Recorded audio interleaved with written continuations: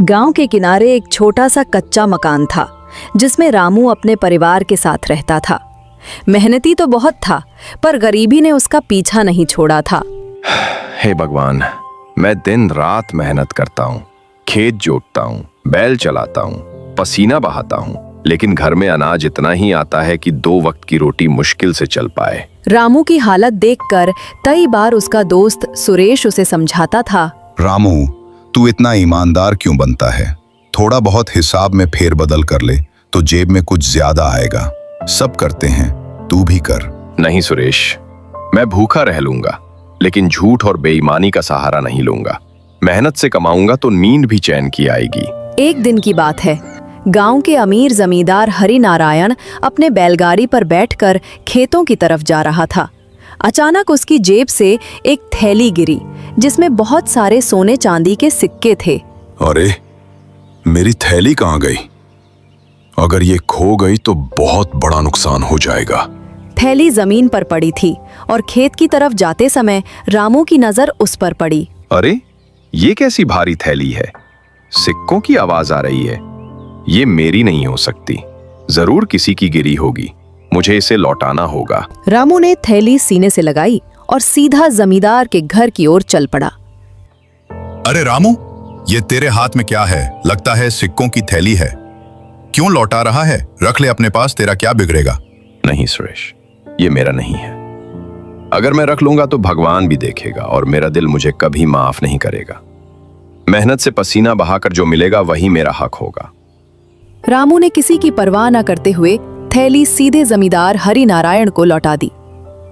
जमींदार जी, ये थैली आपके रास्ते में गिरी थी, मैंने उठाई और आपको लौटाने आया हूं। अरे, ये सचमुच मेरी ही थैली है। बेटा, इसमें तो 100 से ज्यादा सोने के सिक्के थे, तूने एक भी नहीं लिया। नहीं मालिक, मैं जानता हूं मेहनत की कमाई ही सच्ची दौलत है। बेईमानी से मिला सोना चांदी मेरे लिए बोझ है। हरि नारायण की आंखें भर आईं। उसने पहली बार देखा कि इस गांव में इतनी ईमानदारी वाला इंसान भी है। रामू, तूने मेरी उम्मीद से कहीं ज्यादा किया है। मैं सोच भी नहीं सकता था कि कोई गरीब किसान इतनी ईमानदारी दिखाएगा। मैं तुझे इनाम दूंगा। मालिक, मुझे इनाम की नहीं बल्कि अपने मन की शांति चाहिए। मैंने सिर्फ अपना फर्ज निभाया है।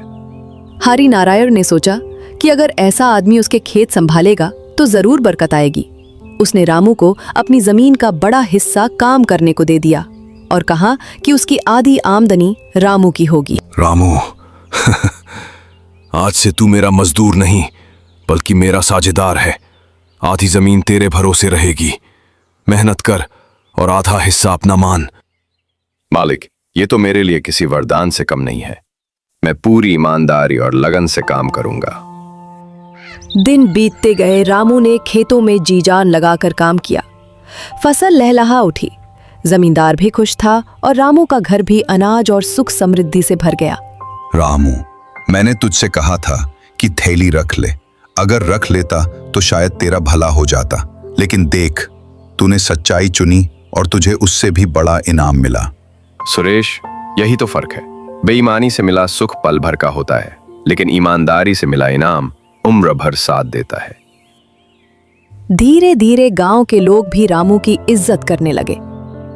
हर कोई उसे एक मिसाल मानने लगा। हरि नारायण ने भी उसे परिवार का हिस्सा समझ लिया।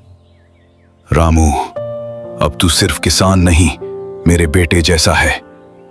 तूने मुझे सिखाया कि सच्चा धन सोना चांदी नहीं बल्कि ईमानदारी और भरोसा है। मालिक, अगर मेरा छोटा सा काम आपको यह एहसास दिला पाया तो मुझे लगता है मेरी जिंदगी सफल हो गई।